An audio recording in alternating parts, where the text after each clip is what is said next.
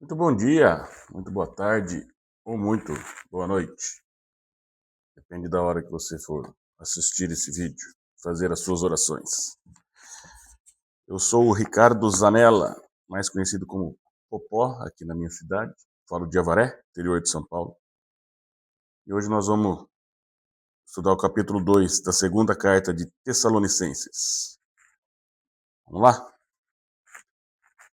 Irmãos, quanto à vinda de nosso Senhor Jesus Cristo e à nossa reunião com Ele, rogamos a vocês que não se deixem abalar nem alarmar tão facilmente, quer por profecia, quer por palavra, quer por carta supostamente vinda de nós, como se o dia do Senhor já tivesse chegado. Não deixem que ninguém os engane de modo algum. Antes daquele dia virá a apostasia, e então será revelado o homem do pecado, o filho da perdição.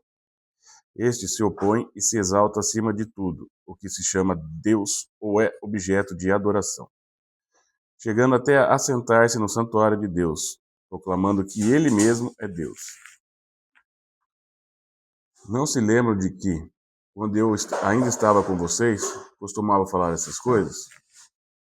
E agora que vocês sabem o que está detendo, para que ele seja revelado no seu devido tempo. A verdade é que o ministério da iniquidade já está em ação, restando apenas que seja afastado aquele que agora o detém. Então será revelado o perverso, a quem o Senhor Jesus matará com o sopro de sua boca e destruirá sua manifestação de sua vinda. A vinda desse perverso é, segundo a ação de Satanás, com todo o poder, com sinais e com maravilhas enganadoras. Ele fará uso de todas as formas de engano da injustiça para os que estão perecendo, porquanto rejeitaram o amor à verdade que os poderia salvar. Por essa razão, Deus lhes envia um poder sedutor, a fim de que creiam na mentira e sejam condenados todos os que não creram na verdade, mas tiveram prazer na injustiça. Mas nós devemos sempre dar graças a Deus por vocês, irmãos, amados pelo Senhor, que desde o princípio Deus os escolheu para serem salvos mediante a obra santificadora do Espírito e a fé na verdade. Ele os chamou para isso, por meio de nosso Evangelho, a fim de tomarem posse da glória de nosso Senhor Jesus Cristo. Portanto, irmãos, permaneçam firmes e apeguem-se às tradições que foram ensinadas a vocês, quer de viva voz, quer por carta nossa. Que o próprio Senhor Jesus Cristo e Deus nosso Pai, que nos amou e nos deu eterna consolação e boa esperança pela graça, deem ânimo ao coração de vocês e os fortaleçam para fazerem sempre o bem, tanto em atos como em palavras. Esse foi o capítulo 2, lido aqui da nossa Bíblia. A Bíblia que eu estou lendo, estudando, é uma NVI. Estruturar o capítulo 2, do verso 1 ao 2, alguns cristãos achavam que o dia do Senhor, a volta de Cristo e do juízo já tinham acontecido. Isso gerava medo e confusão. Paulo os adverte: não se deixem enganar por boatos, mensagens ou até cartas falsificadas em nome dele. Antes da volta de Cristo, haveria apostasia, um abandono massivo da fé.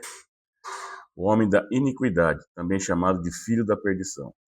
Esse personagem é descrito como alguém que se opõe a Deus, se exalta acima de tudo que é divino, se coloca acima do santuário de Deus como se fosse o próprio Deus. Em termos práticos, um símbolo do poder humano que se coloca como absoluto, rejeitando toda a autoridade divina que vem do Pai. Paulo lembra que já tinha explicado isso a eles pessoalmente.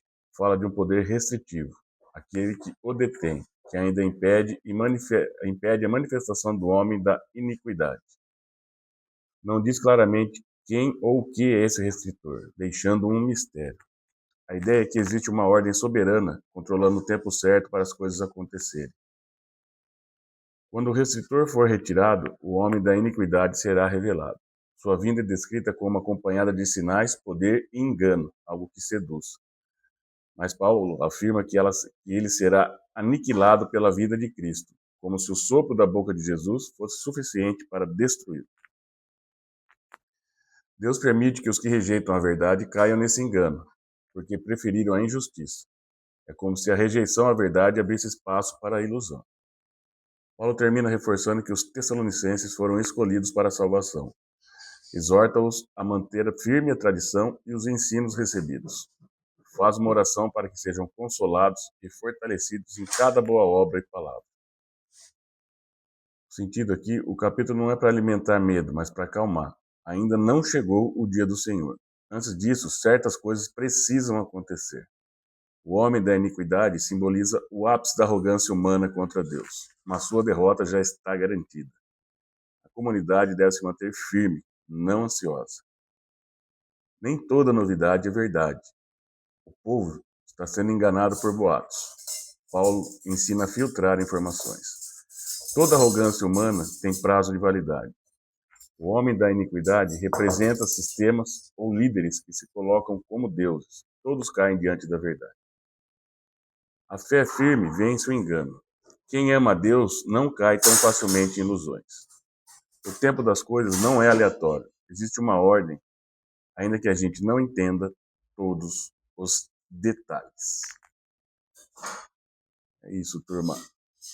Aqui ele está dizendo que existe uma ordem para todas as coisas. E a ordem não é nossa. Não é a gente que comanda esse tempo. Tudo no tempo de Deus. Mas é isso. Espero que vocês continuem sendo sal e luz por onde passarem na geração de vocês. Continuem aplicados. Vamos para cima. Bom sábado.